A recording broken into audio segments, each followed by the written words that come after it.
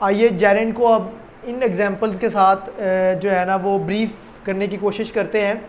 Gerund जैसे कि हमने पढ़ा कि हमारे पास वर्ब प्लस आईएनजी इंग फॉर्म को हम जेरेंड बोलते हैं। ऐसी वर्ब की आईएनजी इंग फॉर्म जो कि सब्जेक्ट में हमारे पास सेंटेंस में हमारे पास नाउन के तौर पे काम कर रही हो, वो हमारे पास जेरेंड कहलाती है। अगर हम बात करते हैं he was singing a song की, तो इसमें he was singing a song, इसमें हमारे पास जो वॉज है वो हेल्पिंग वर्ब है। सिंगिंग जो हमारे पास है वो इस सब्जेक्ट का मेन वर्ब है, ये हमारे पास मेन वर्ब के तौर पे है। वाज हमारे पास एक हेल्पिंग वर्ब के तौर पे है। ही जो है वो हमारा सब्जेक्ट है और अ सॉन्ग हमारा इसमें ऑब्जेक्ट है। तो यहाँ पे हमारे पास सिंग जो है वो हम जानते हैं, सिंग हमारे पास एक वर्ब है, वर्ब के साथ हमने आईएनजी इंग वाली फॉर्म इस्तेमाल की है, तो हमारे पास सिंगिंग आ गया है। सिंगिंग हमारे पास यहाँ पे एज अ मेन वर्ब इस्तेमाल हो रहा है। और ऐसे हमारे पास वर्ब की आईएनजी इंग फॉर्म जो कि वर्ब मेन वर्ब के तौर पे काम कर रही हो, वो हमारे पास प्रेजेंट पार्टिसिपल के तौर पे आती है।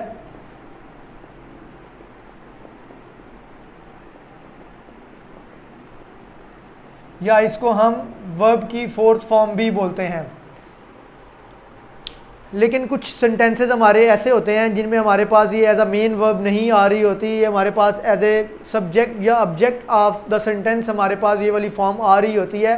उस केसेस में हम इनको जेरेंड बोलते हैं। नीचे वाली एग्जांपल अगर हम देखते हैं, सिंगिंग इज़ माई हॉबी, तो यहाँ पे इसको अगर हम देखते हैं तो ये इज़ हमारा यहाँ पे एक हेल्पिंग वर्ब है जो हमारे मेन वर्ब के तौर पे ही काम कर रहा है। माई हॉबी यहाँ पे हमारे पास नाउन है जो कि हमारे पास ऑब्जेक्ट ऑफ द सेंटेंस के तौर पे काम कर रही है। और सिंगिंग हमने जो पीछे डिटेल पढ़ी थी कि हमारे जो हमने फार्मूला देखा था उसमें ये था कि हमारे पास वर्ब से पहले आने वाले जो वर्ड्स होंगे वो हमारे पास सब्जेक्ट ऑफ द सेंटेंस होंगे और वो नाउन्स होंगे।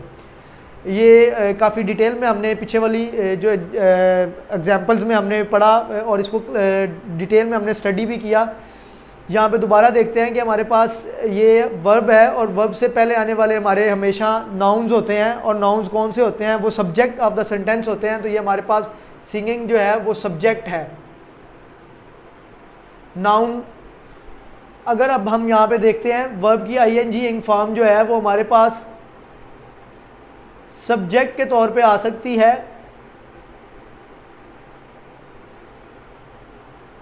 सिंगिंग इज़ माई हॉबी जैसे कि है, इसमें यहाँ पे इज़ हमारा हेल्पिंग वर्ब है। हेल्पिंग वर्ब से पहले आने वाला जो है हमारा वो हेल्पिंग वर्ब इज़ की कोई भी फॉर्म हो सकती है, मतलब इज़ भी बी की एक फॉर्म है। अगर मैं इसको यहाँ पे लिख देता हूँ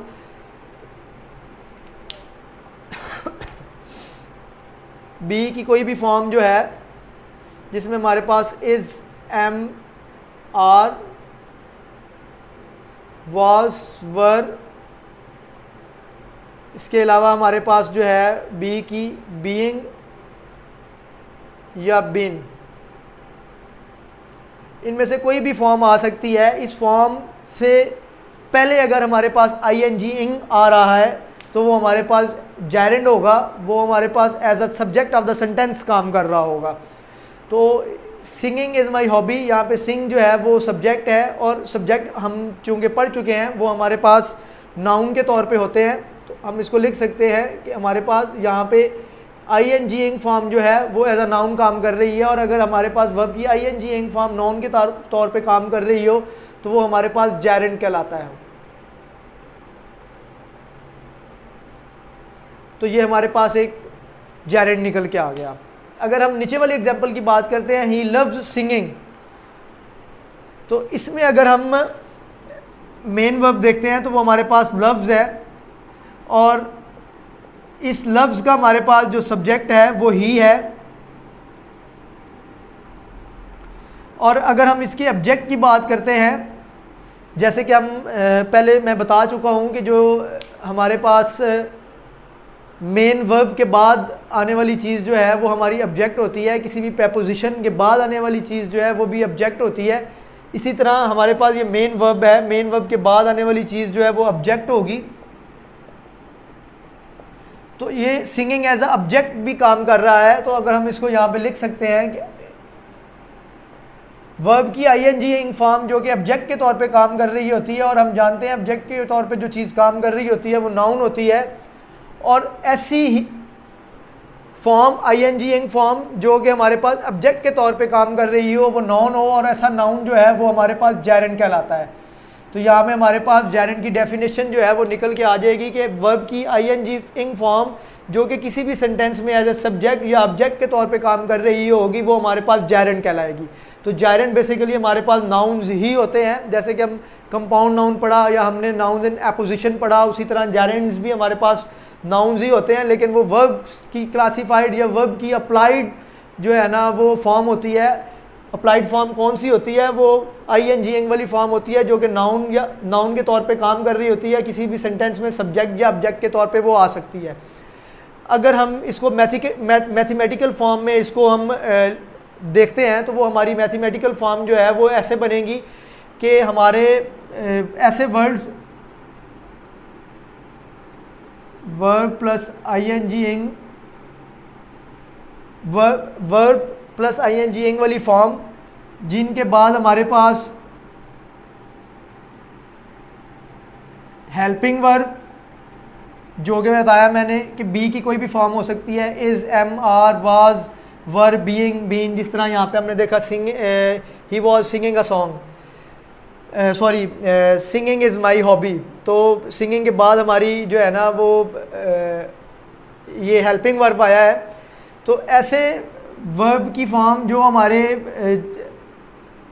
वर्ब की आईएनजी फॉर्म जिसके बाद हेल्पिंग वर्ब आए या मेन वर्ब आए,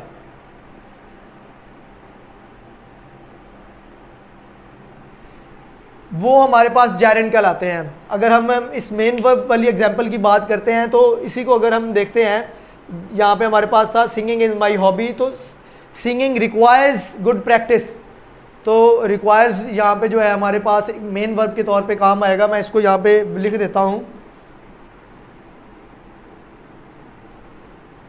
सिंगिंग रिक्वायर्स गुड प्रैक्टिस। तो यहाँ पे हमारे पास सिंगिंग जो है वो इस रिक्वायर का सब्जेक्ट है, और सब्जेक्ट एज अ नाउन हमारे पास वर्ब की आईएनजी फॉर्म हो तो वो जैरेंड कहलाता है। तो हमारे पास ये एक चीज़ ये निकल के आ गई कि वर्ब की आईएनजी फॉर्म जो कि हेल्पिंग वर्ब या मेन वर्ब से पहले आए वो हमारे पास जैरेंड कहलाता है। इसकी दूसरी जो मैथमेटिकल फॉर्म होगी वो ये होगी कि हमारे पास वर्ब की आईएनजी फॉर्म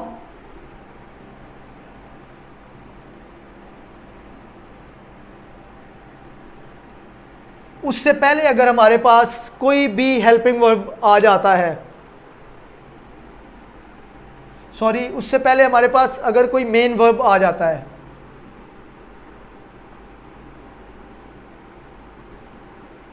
या अगर हम इसको ऐसे डिफाइन कर दें कि मेन वर्ब के बाद वर्ब की आईएनजी फॉर्म आ जाए, तो वो हमारे पास इस एग्जाम्पल के साथ इसको दोबारा ब्रीफली डिस्कस करना चाहूँगा। ही लव सिंगिंग, तो लव्स यहाँ पे हमारे पास मेन वर्ब है, मेन वर्ब के बाद हमारे पास वर्ब की आईएनजी फॉर्म आ रही है जो कि ऑब्जेक्ट ऑफ द सेंटेंस है, और वो भी हमारे पास जैरेंड के तौर पे आएगा।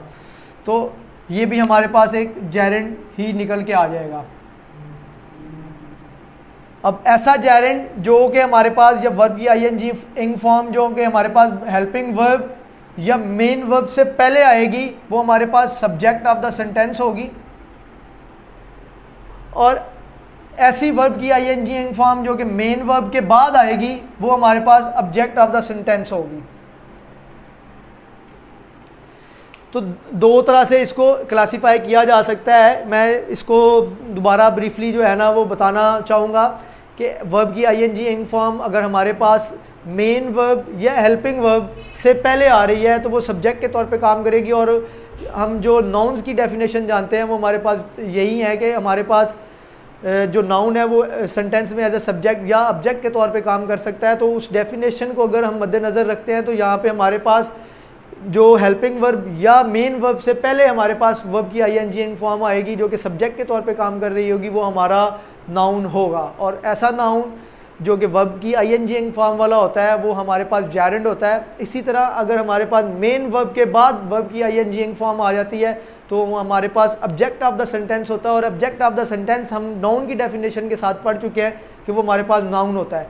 तो ये भी हमारे पास नाउन आ जाएगा। वो कौन सी फॉर्म होगी? वो ऑब्जेक्टिव फॉर्म ऑफ दी जैरेंड होगी। और जो हमारे पास ये हेल्पिंग वर्ब या मेन वर्ब से पहले वर्ब की आईएनजी फॉर्म आएगी वो सब्जेक्टिव फॉर्म ऑफ दी जैरेंड होगी। तो जैरेंड को यहाँ पे कंक्लूड करते हैं। उम्मीद करता हूँ कि जैरेंड आपको जो है वो समझ आ गया होगा कि जैरेंड क्या होता है। इसके बाद हमारे पास जो फोर्थ टाइप थी जो हमने पढ़नी थी वो कंजंक्टिव नाउन्स की थी। तो वो कंजंक्टिव नाउन्स हमारे पास जो है ऐसे नाउन्स जो दो नाउन्स या दो से ज़्यादा नाउन्स जिनको हम कंजंक्शन के थ्रू आपस में मिलाते हैं वो हमारे पास कंजंक्टिव नाउन्स होते हैं। जैसे मैंने एग्जांपल दी थी अकरम एंड असलम, तो ये मेरे पास कंजंक्टिव नाउन्स हो गए। मैं कहता हूँ whole the classroom but Ali, तो यहाँ पे बट के साथ हमने अली को सेपरेट कर दिया है। तो ये भी हमारे पास whole classroom except but Ali, तो ये हमारे पास जो है ना एक कंजंक्टिव नाउन होगा क्योंकि हमने बट के साथ इसको ज्वाइन कर दिया है। इसी तरह मैं अगर कहता हूँ कि the whole team without Shahid Afridi या the whole team except Shahid Afridi was playing in the practice match, तो अब यहाँ पे अगर मैं बात करता हूँ एक्सेप्ट की, तो ये हमारे पास एक कंजंक्शन है जिससे हमने शाहिद अफरीदी और होल टीम मेरे पास भी एक जो है ना वो सेपरेट नाउन है। दो नाउन्स को आपस में जो है ना हमने ज्वाइन कर दिया है, तो ये भी हमारे पास कंजंक्टिव नाउन की ही एक टाइप होगी या एक एग्जांपल कह सकते हैं। तो आज का लेक्चर मैं यहाँ पे कंक्लूड करना चाहूँगा जिसमें हमने नाउन्स एंड एपोजिशन पढ़े, कंपाउंड नाउन्स पढ़े और जैरेंड्स पढ़े, और इसके साथ साथ हमने लास्ट पे जो है वो कंजंक्टिव नाउन्स पढ़े। अगले लेक्चर में इंशाल्लाह हम जो है वो काउंटेबल और अनकाउंटेबल नाउन्स को डिस्कस करेंगे। काउंटेबल और अनकाउंटेबल नाउन्स जब हम डिस्कस करेंगे तो उसमें हम सिंगुलर और प्लूरल जो बनाते हैं हम नाउन्स का, उसको भी डिटेल के साथ डिस्कस करेंगे। तब तक के लिए अल्लाह हाफिज़।